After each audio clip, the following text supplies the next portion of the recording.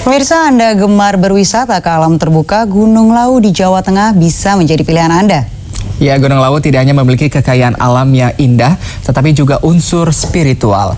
Ritual keagamaan malam tahun baru Islam atau disebut dengan Malam Satu Syuro setiap tahun digelar di puncak Gunung Lawu.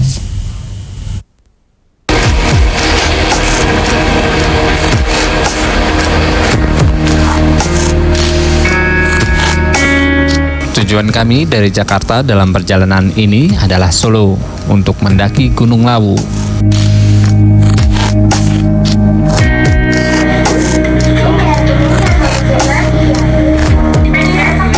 Dari kota Solo, kami menyewa mobil menuju daerah Cemoro Kandang yang terletak di Kabupaten Karanganyar, Jawa Tengah.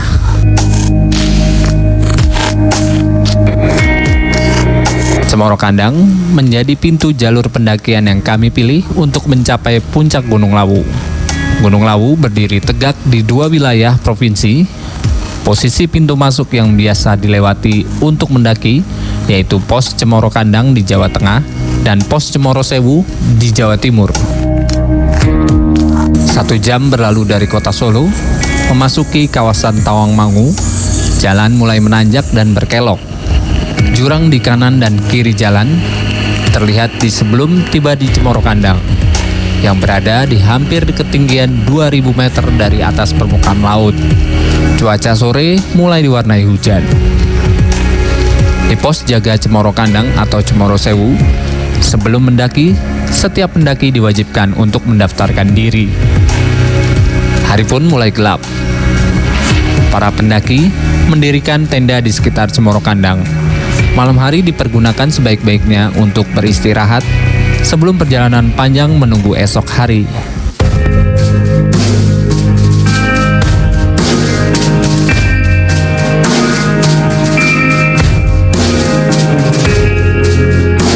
Matahari telah bersinar, para pendaki mulai bersiap mendaki Gunung Lawu. Jika cuaca bersahabat dan tidak ada kendala, sebelum malam tiba, kami harus sudah mendekati puncak Lawu.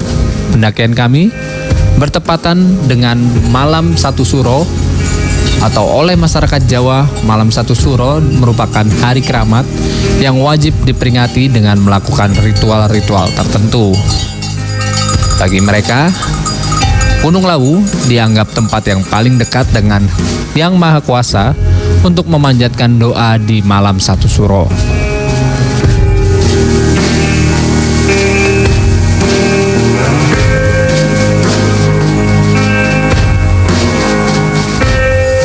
Selain puncak Lawu atau yang disebut Hargo Dumilah, ada beberapa tempat lain yang sering digunakan untuk ritual Malam Satu Syuro. Hujan tampaknya belum jatuh jauh di tanah hutan Gunung Lawu.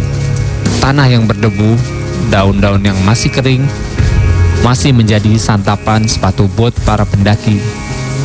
Berbeda dengan suasana saat kami berada di Cemoro Kandang.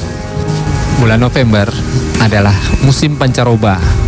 Peralihan itu ditandai dengan angin yang berhembus cukup kencang. Di ketinggian Gunung Lawu, angin itu juga membawa kabut dan hawa dingin yang menusuk badan. Ada 5 pos atau shelter yang biasa digunakan pendaki untuk singgah dan beristirahat. Setelah pos 1 Taman Sari, kami melewati daerah Kawah Candra di Muka. Dalam mitos pewayangan, Kawah Candra di Muka adalah tempat menempa Gatot Kaca, putra Pandawa Bima, menjadi pemuda yang sakti mandraguna. Dari pos 1 hingga ketiga, pendaki harus menapaki lembah dan pegunungan yang landai. Namun, tetap panjang dan melelahkan. Jalur Cemoro Kandang dari kejauhan tampak mengarah ke sisi timur Gunung Lawu. Tibalah kami tiba di jalur Ondorante. Jalur terjal dengan batu-batu besar tampak menghadang. Hanya di Ondorante, pendaki bisa leluasa menikmati indahnya pemandangan dari ketinggian tubuh Gunung Lawu.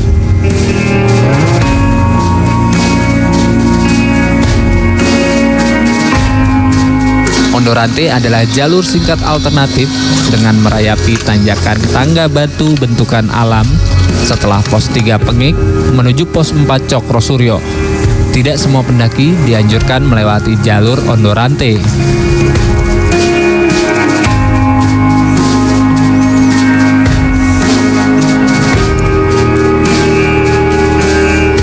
Bunga edelweiss tampak mulai bermekaran. Bunga yang hanya bisa tumbuh di puncak gunung ini tampak mulai tumbuh menyambut musim penghujan. Savana putih terhampar bunga abadi. Pos 4 Cokro Suryo sudah terlewati. Langit yang gelap tampak lebih mencekam karena kabut. Perlahan berjalan di antara pekatnya kabut dan dinginnya hembusan musim angin, pos 5 terlewati dan akhirnya kami sampai di Hargodalem.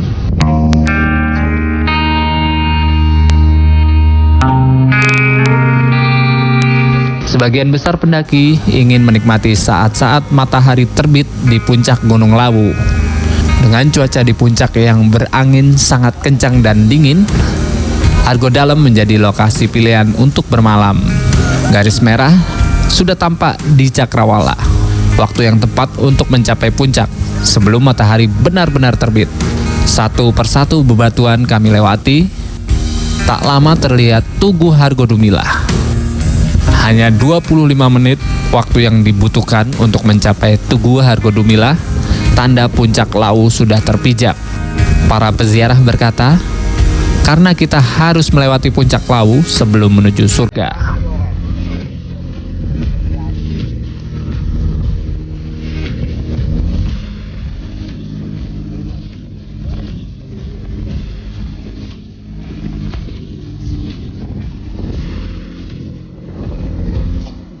Dengan ketinggian 2.365 meter di atas permukaan laut, Gunung Lawu menjadi tujuan petualangan untuk para pecinta alam bebas, terutama saat libur panjang.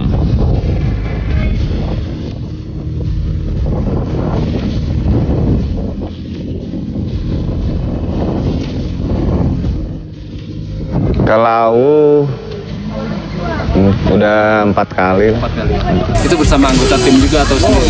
Iya, sama anggota tim semua. Bang, terakhir Bang, ada nggak pesan-pesan bagi para pecinta atau para yang pengen mendaki gunung gitu, kira-kira ada tips-tips apa yang perlu diperhatikan buat mereka yang hobi mendaki gunung? Yang jelas sih untuk keamanan diri sendiri aja dulu diperhatikan. Kayak peralatan itu harus dipersiapkan dari awal. Meskipun memiliki ketinggian yang cukup seperti gunung tinggi lain di Pulau Jawa, Gunung Lawu masih bisa didaki oleh siapapun, bahkan anak-anak. Ceritain dong, misalnya takut sama angin, takut sama kedinginan, gimana? Capek. Terus selain capek apa lagi? Pengen pulang nggak kalau udah kayak gitu? Enggak. Sebelum matahari terlalu terik, kami segera bersiap meninggalkan Hargodalem menuju Cemoro Sewu. Jalur menurun, curam, dan berbatu menanti untuk dipijak. Pendakian melalui jalur Cemoro Kandang dan turun melalui Cemoro Sewu menjadi jalur favorit para pendaki Gunung Lawu. Karena jalur Cemoro Kandang yang landai, sedangkan Cemoro Sewu berupa tangga batu yang curam. Selain dua jalur tadi, ada beberapa jalur lain untuk menuju kawasan Gunung Lawu. Namun, hanya penduduk lokal dan pendaki yang berpengalaman yang sering melaluinya. 5 pos harus dilewati. Di jalur turun menuju Jalan Cemoro Sewu, lebih dari setengah perjalanan kaki para pendaki di tempat tangga turun berbatu. Jalur tangga berbatu terjal berakhir ketika terlihat pepohonan cemara dari kejauhan. Menjelang sore, kami akhirnya tiba di gerbang Cemoro Sewu. Ya pemirsa, akhirnya tim Jak TV Adventure Team mampu menaklukkan Gunung Lawu yang memiliki ketinggian 3.272 meter dari permukaan laut. Selama perjalanan, tim menemukan berbagai banyak rintangan, diantaranya adalah badai, sehingga tim mengharuskan untuk mendirikan tenda di posko 3 dari Cemoro Kandang, dan saat ini tim sudah berhasil menuruni melalui Cemoro Sewu. Dari Jawa Tengah, Wahyu Caksono, Puncak Komara, Haris Pramono, Jak TV.